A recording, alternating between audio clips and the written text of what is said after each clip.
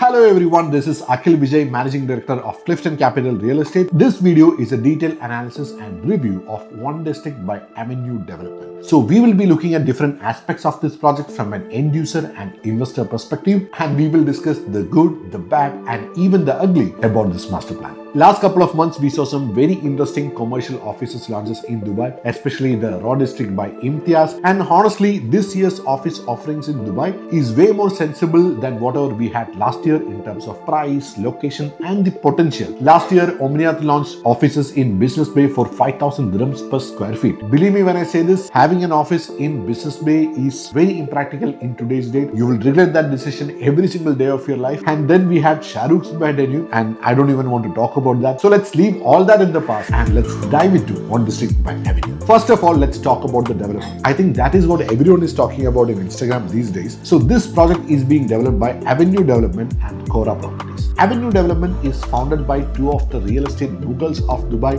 One is Issam Galdari and one is Rasha Hassan. Mr. Issam Galdari is the CEO of Itra Group, who has developed some landmark projects like One Sabil and Dera Enrichment Project. He is also on the board of Nakheel and Atlantis, the Palm Holding Company, and a lot of other prominent establishments of Dubai. And Rasha Hassan, on the other hand, has held very high positions in master developers of Dubai like Emaar, Miras and Dubai Holding. The strategies they have developed under her leadership is still epic stories in the Dubai real estate world.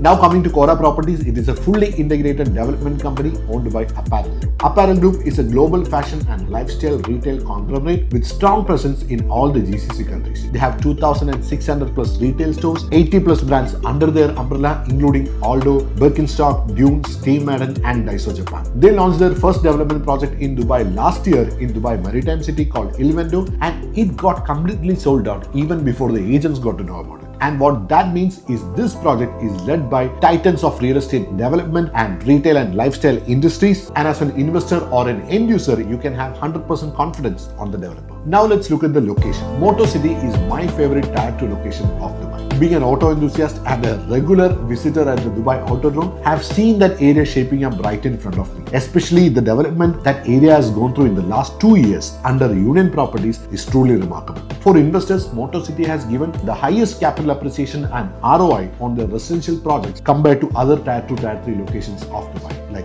Arjan, JBT and Sport City. Honestly, Motor City is a better neighborhood than all these other cities. Looking at the practical aspects of it, there are no other grade A offices in other tier 2, tier 3 locations. Right now, all of them are in Business Bay, Marina, JLT or even Dubai Hills. So the prices are also above 4,000, 5,000 dirhams per square feet, and access, traffic and parking in these locations are a nightmare right now. I myself have spent a lot of time looking for a good office in a well-kept building in this tier 2 locations because honestly I'm tired of being in Business Bay, and a lot of my friends who had offices over here are moving to Silicon Oasis and DIP right now for the ease of use. So in Motor City, where the traffic and access is not so bad, this kind of a grade A office makes a lot of sense, and I'm very sure this project will have high rental absorption rate at the time of handover. Now let's talk about the community. As you can see in the picture, the center of the community is a shopping mall. To the right side, you have 3 commercial office towers, and on the left side, you have 1 office tower and 2 towers for healthcare facilities. Motor City already has 2 hospitals. One is Emirates Hospital and one is Medcare Mediclinic, and I am expecting more of an international brand in this property like a Saudi German or an American hospital, and honestly that will be actually a boost for the residential projects in that area as well. All the towers are linked through podium level, and you will have walking lanes and jogging track connecting all the towers. You can expect few coffee and ice cream shops also on the podium level, and there will be a lot of space for networking and maybe smoke. Right now they are launching the first tower on the right side facing the Dubai Autodrome, and it is called the Dawn. When you look at the shopping mall, developers are confirming that it will be as big as Dubai Hills Mall, and Apparel Group anyway has 80 plus brands under their umbrella, and more brands and restaurants will also join in. So it is only fair to expect that this project will have all the facilities like a shopping mall, including a gym. Each tower will have 1 main entrance for the drop-off and 1 entrance to the parking. Developer promises that there will be ample paid parking for the visitors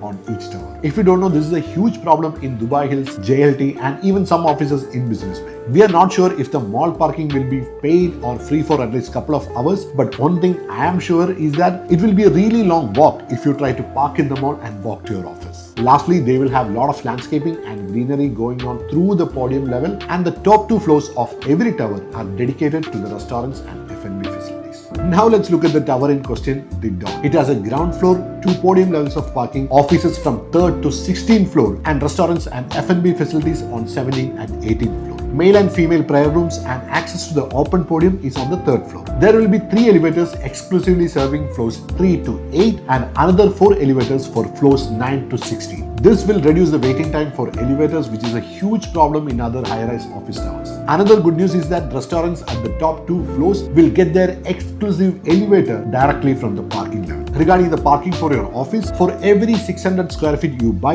you will get 1 parking. So that means if you're buying the smallest size office, which is 2000 square feet, you will get 3 dedicated parkings. Every floor has 4 to 6 offices and there are male and female washrooms on every floor. And don't get misled by this illustration. The partitions and the furniture shown in this floor plate is just indicative. Actually, you will be getting your offices in shell and core condition. Now the most important thing, the prices. Price range is between 2300 to 2700 dirhams per square feet, which is quite reasonable for a grade A tower in such a location and with a lot of community facilities, not to mention a shopping mall. And the starting size is 2000 square feet for an office. So we are looking at a starting ticket price of 5 million dirhams. And one more thing you have to consider here is the 5% VAT you have to pay, as it's a commercial property. So your net expense on this property will be property price, 4% DLD charge, 5% VAT and 3,500 dirhams processing fees. As we move along to the other towers, you can expect 5 to 10% price hike on each tower, and we can expect the last tower to be sold at 4,000 dirhams per square feet. The payment plan is very simple. It is 50-50, 10 plus for now, 10% on November, 5% on March 2027, and from there on 5% every 6 months until the handover, which is on Q1 2030. In fact, 50-50 is the best payment plan for end users and investors, because I have seen, at least in Dubai, when the developers are offering 40-60 or 30-70 payment plan, they will always add a markup to the prices. This is a quite stretched out payment plan, and the latter 50% can be converted into mortgage as well. And another important thing to note here is that 5% VAT is not to be paid at the beginning. It is added to the installments. Now let's look at the downsides. I would have loved this project even more if they had smaller size units as well. I can understand they are going for bigger and stronger companies, but if they had smaller size office, number 1, we would have got smaller ticket sizes, and number 2, the downtime between a tenant vacating and another tenant occupying is much lesser on smaller size offices, especially the 600 to 1000 square feet category.